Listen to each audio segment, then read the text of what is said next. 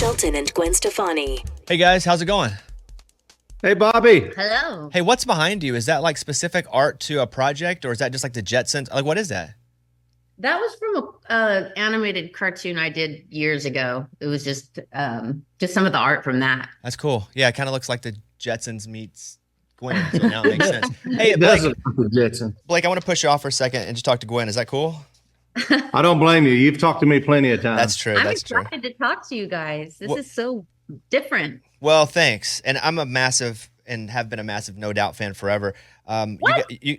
Listen, I saw you when you were opening for Bush. Stop. No, I went to a Bush concert and saw you guys back in like way forever. So I've been a fan for a long time. But I guess my question is, when you guys are getting back together at Coachella, which is a massive deal to somebody like me, but have you guys started rehearsing yet? Or do you need to rehearse? No, we haven't even spoken. What? I mean, we literally had like one Zoom, and but we're about ready to get into it. It's gonna be. I feel like it's gonna be like riding a bike, and I think we're gonna be laughing a lot when we look at each other. That I'm going to be, and I didn't know. I mean, it's just been very bizarre because we were excited about it, but the vibe and the energy and excitement that I feel that's out there, that's you can't see it, but you can feel it, is beyond what I could imagine. So it's pretty wild. Yeah, for me, it's super exciting. Usually, I don't give a crap who's headlining a festival that I'm not going to go to. And also, I'm not going to watch it online. However, they do show the stream, and I will watch you guys play because to me, like that's super cool. That's awesome. Thank you. We are excited, and I'm excited to get back in rehearsals with those guys. They're very meticulous. It's going to be like really bizarre learning some of the old songs again, and you know, it will just be No Doubt songs, which will be completely different for me as well. So it's exciting. Blake, do you but feel... not exciting about what's happening right now. Okay, see, that's what I was going to say. Blake, do you feel left out? I know I was going to get back over to it. No, Bobby, trust me. I mean, when they made the announcement that they were getting back together for the show, all of a sudden I started having people check in just to say hi with me that I haven't heard from in years. Just, hey, man, just thinking of you. Let's get together, knowing where this is going. So trust me, I know. Well, I'll direct this one to you, Blake. Purple Irises, we've been playing it. You guys are doing another song together. The times that you have, they've been super successful. Just why again? Why this song? And do you feel the pressure for it to crush again? Well, of course. I mean, you always feel pressure at some level. I mean, I think the pressure that we feel this time around is just because we love this song so much. I mean, it's a thing that Gwen wrote with some friends of hers, and I fell in love with the song the very first time I heard it, and I think she knew that there was something different about it, and so she asked me to come in and sing on it, and it just.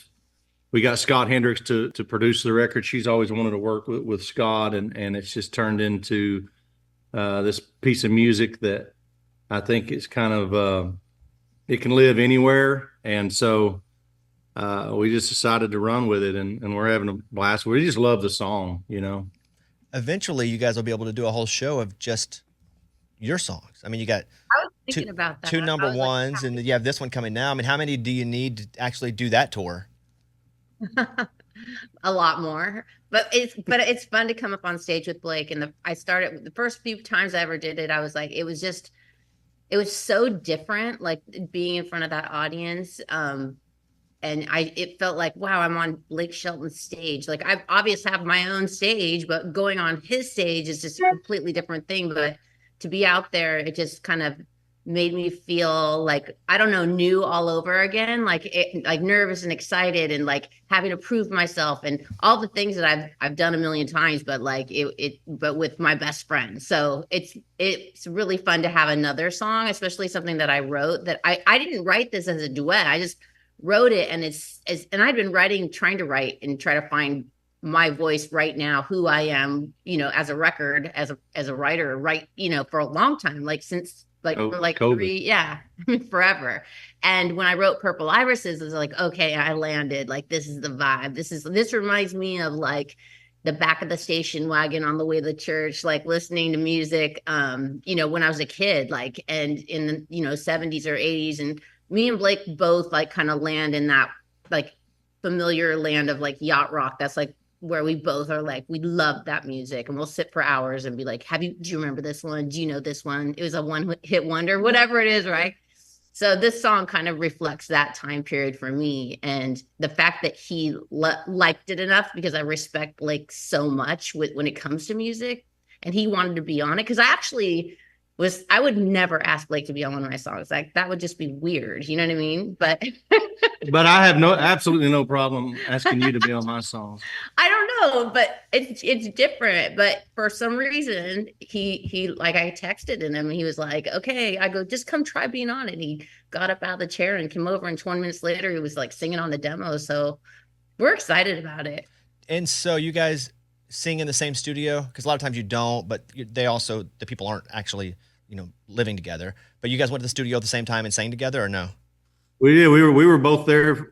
We tracked it together and then went back and sang it together. We were going to try to like sing it at the same time together, but that almost gave Scott Hendricks a stroke. So he decided to split it up there. But we were together. In fact, Gwen's really good at harmony, so she was helping me find my parts and stuff that day.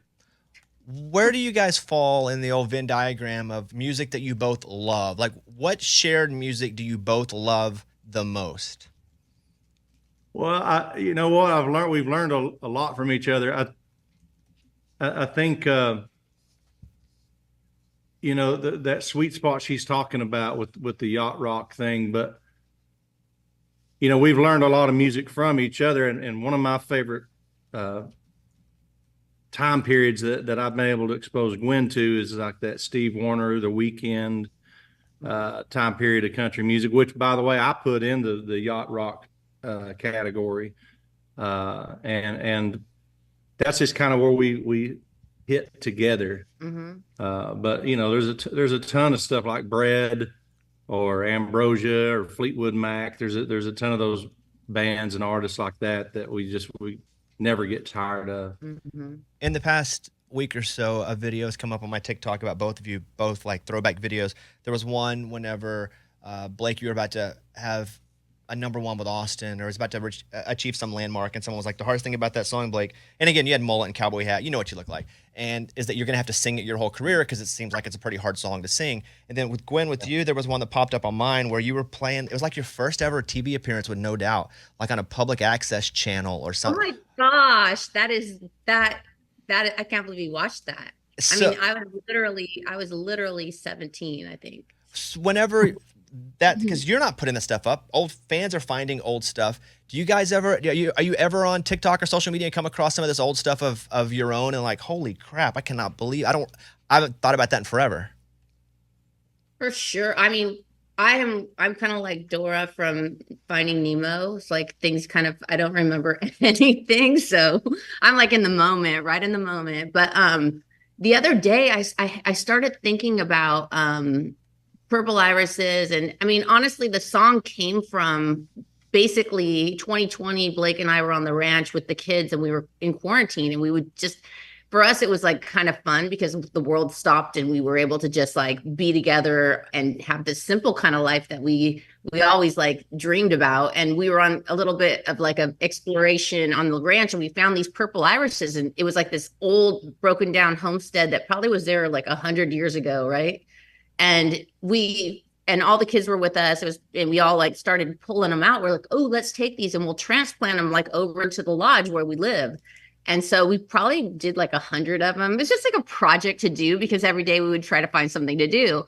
And then years later, that became this beautiful like garden of purple irises. And they're not wild. Somebody planted them like 100 years ago, and now they're living on our land. And it's just like, my point of the story is that I was looking through some of my old pictures, they just come up on your phone. And I started thinking about, I think my family couch, like growing up when I was like a teenager, had like irises on it. And the picture like comes up on my phone, and it literally was true. Like it was like this yellow couch with these irises. And so now anything that has to do with irises, it's like, oh my God, foreshadowing to the future of me and Blake being on this song together.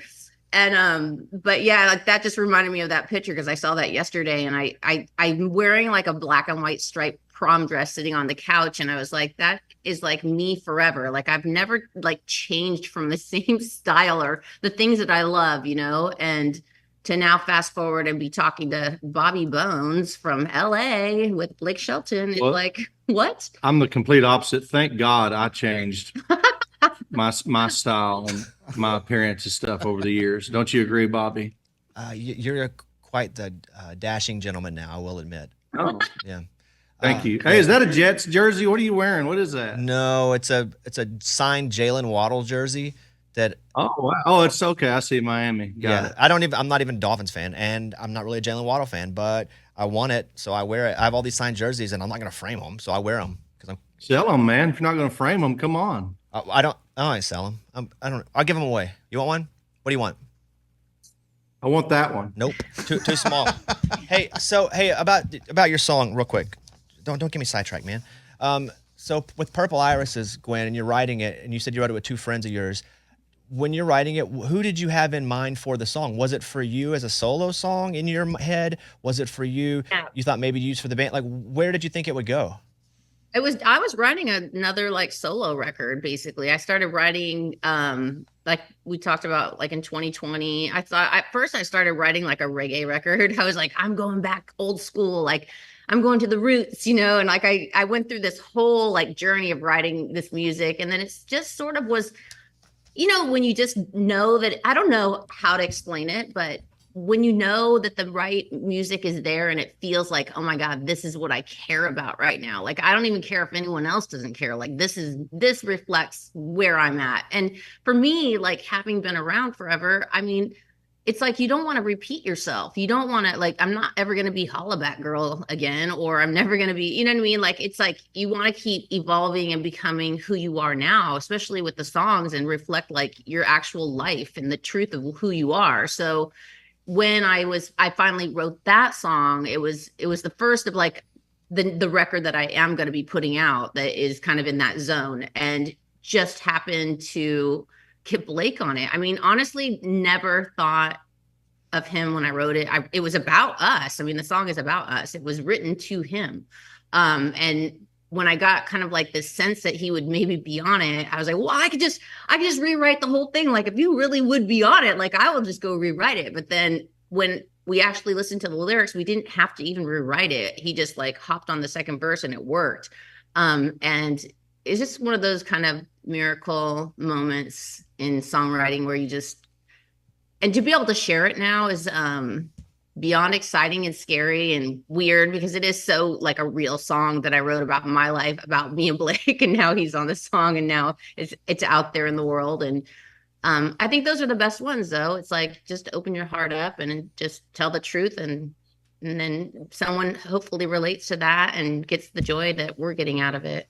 The song is Purple Irises. We've been playing it all morning. Blake and Gwen are on with us now.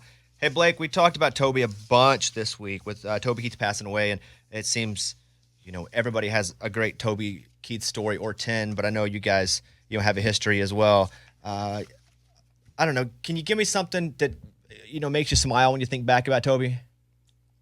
Well, Toby was a kind of a tough nut to crack, to get to know. But once you were in that inner circle with him, you could do no wrong almost. And he was just that kind of guy. And I was out on tour with him for, I don't know, I think a year and a half, maybe 2 years solid. Like, we were just out there with him the whole time. And over time, we started to develop a little bit of a relationship. We're both from Oklahoma. And so that was kind of our connection that we had early on. Then he made me put together a basketball team with my band and crew, whatever I had out there, because he loved to play basketball and he wanted to play every single day. And so we did. And of course, you can imagine me out there, and it only got worse from me with my band and crew. But so they just killed us every day. But we became buddies over time, and to the point where, almost like a little brother type thing. You know, Toby was the king of tough love. And I remember one day I told this at a thing we honored him at last fall there at the Opry, the People's Choice thing. But it really sums up, Toby's sense of humor, because he could be ruthless in a funny way, and it was right in the middle of the Shock and Y'all days, and he was just the king of country music at the time, and the CMA awards came and went, and I think he was up for, and who knows, a bunch of awards, and he didn't win any of them, and that was just Toby almost never won awards, and it was I think in that moment, I don't want to say it upset him, but it would get under his skin a little bit, and I knew that I could say something to him about it, and it would piss him off, And so the following weekend, I saw him out there, and I said, "Hey, man," because at the time I was a baby artist. I said, someday if I ever do get nominated for any awards, man, I hope it's against you. and I thought it was too. And he literally, without a beat, skipping a beat, said to me, he goes, "You know why I brought you out here on tour with me?" And I said, "No." He goes, "Because I wanted to prove to the industry that I really don't need an opening act." which was so true, because every night I walked out there, and there, it would be like 15 people in a 20,000 seat amphitheater. And then at some point in the 20 minutes I left the stage and he came on, it would be completely sold out, packed. So he was dead on about that, but he was just always that guy. And I loved him. I looked up to him, and he would have done anything for a friend. And you can ask his close circle of friends that. I mean, there's amazing stories of Toby's loyalty and his generosity and just his heart. And he came across as this big, tough, hard-headed guy, which he was, but there was also another side of Toby Keith that, if you ever got to see it, it was unbelievably generous. Well, we appreciate you guys' time, and thanks for sharing that story. And we're going to play Purple Irises again, which we've been playing it all morning. And congratulations on Thank you, Bobby. Early success of it. And good to talk to you guys, and hopefully we'll see you in person sometime soon. Thank you, buddy. Thank you. All right. See you guys. See ya.